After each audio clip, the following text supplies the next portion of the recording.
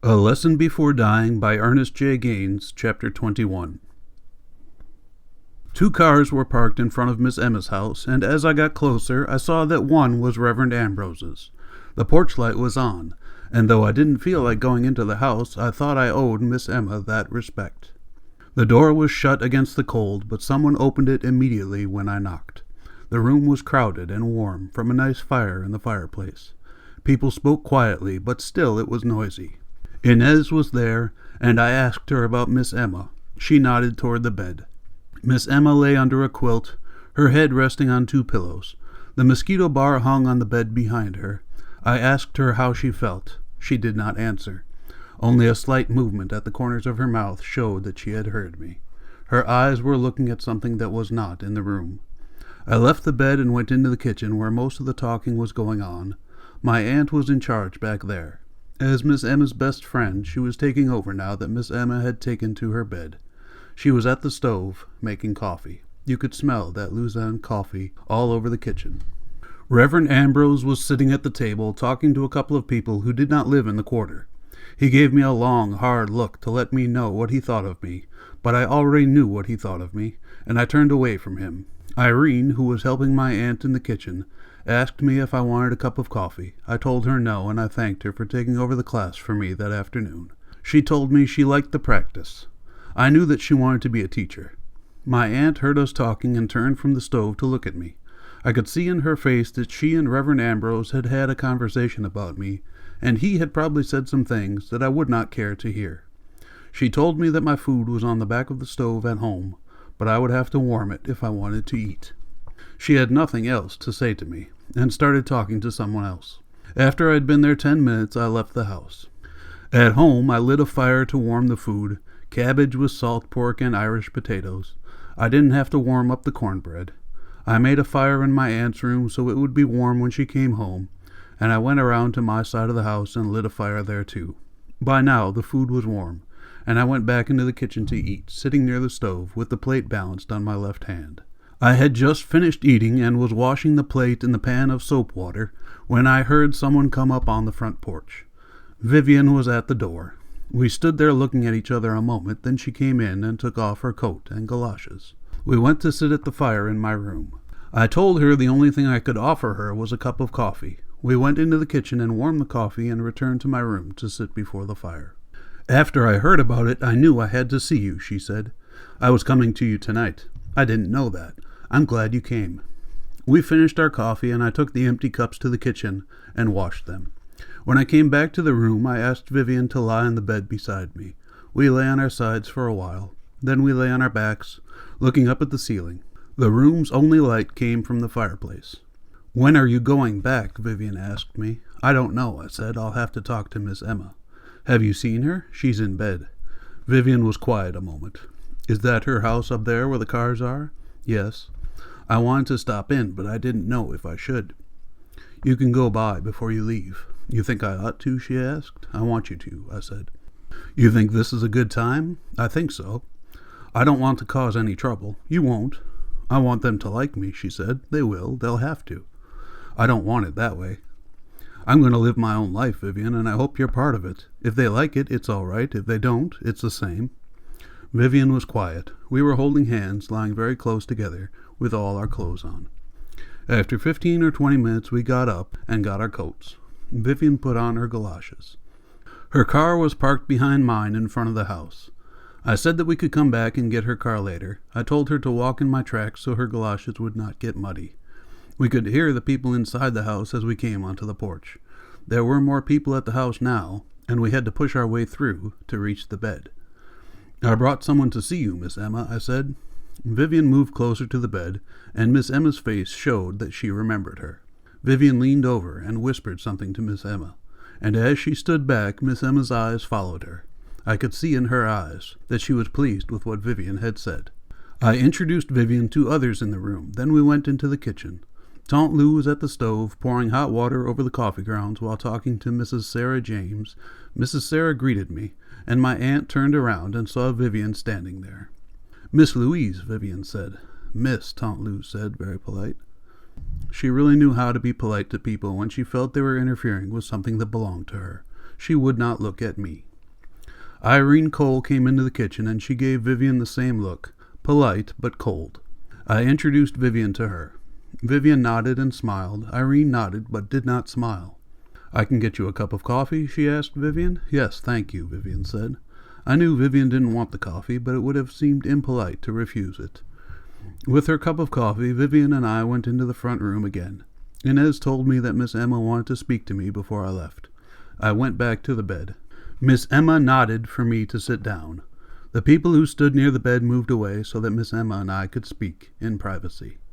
Miss Emma looked up at me, and I was hoping that she would not start crying again. I felt very uncomfortable just sitting there. "I don't know when I can go back up there," she said. She was speaking slowly and just above a whisper. She was not trying to keep others from hearing her. She had cried so much that she could not speak any louder. "It's in your hands," she said. "You and Reverend Mose.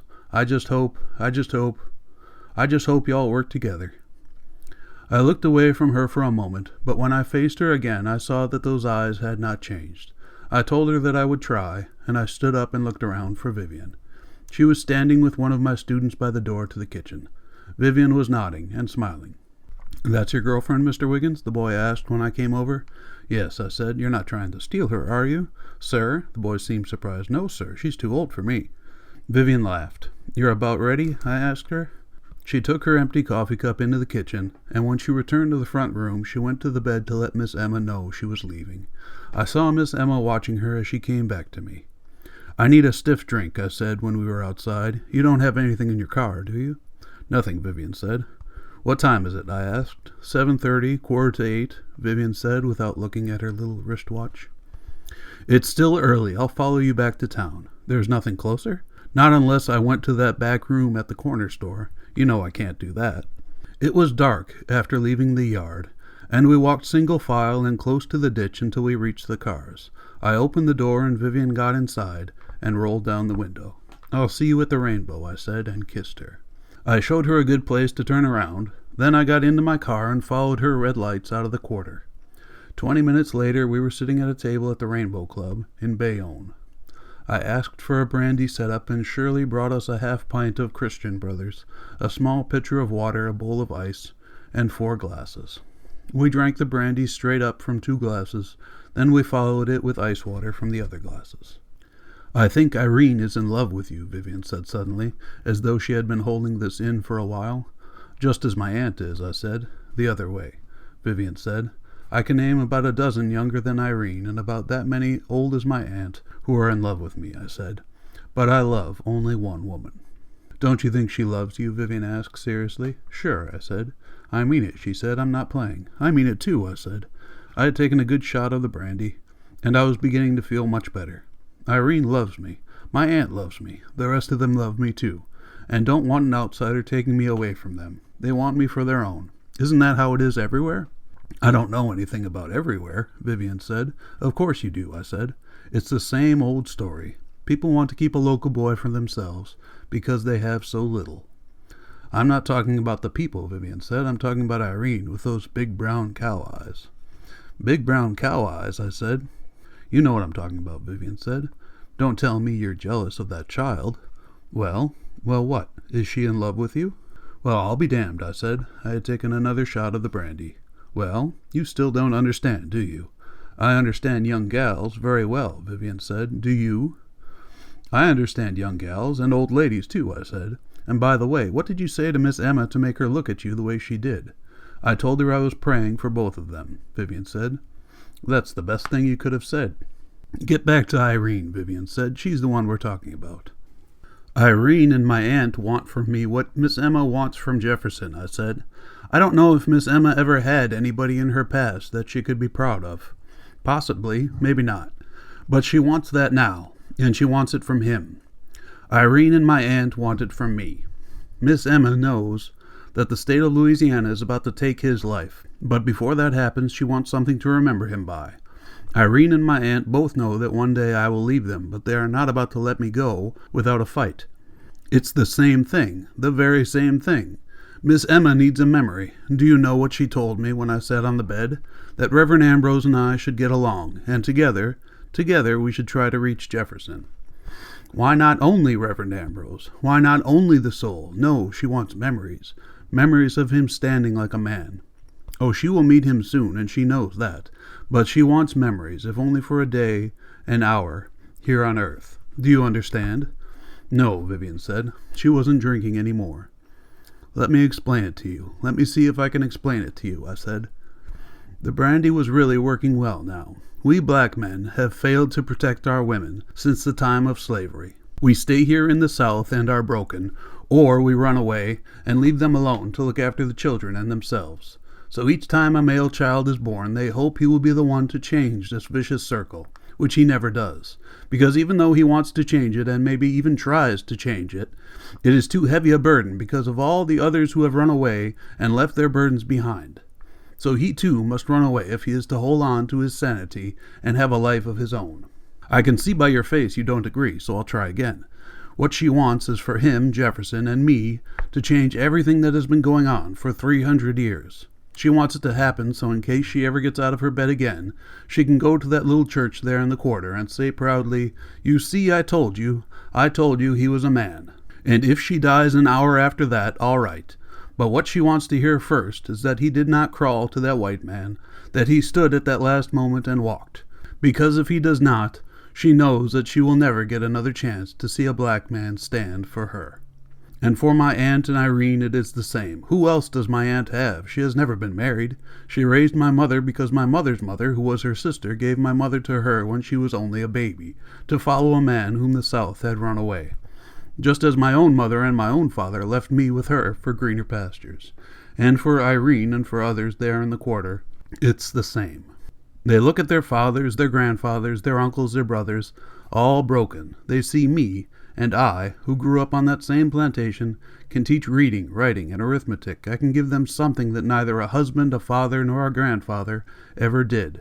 So they want to hold on as long as they can, not realizing that their holding on will break me too. That in order for me to be what they think I am, what they want me to be, I must run as the others have done in the past. I drank. Now do you see? Do you see? Will that circle ever be broken? I drank some ice water to chase down the brandy. It's up to Jefferson, my love.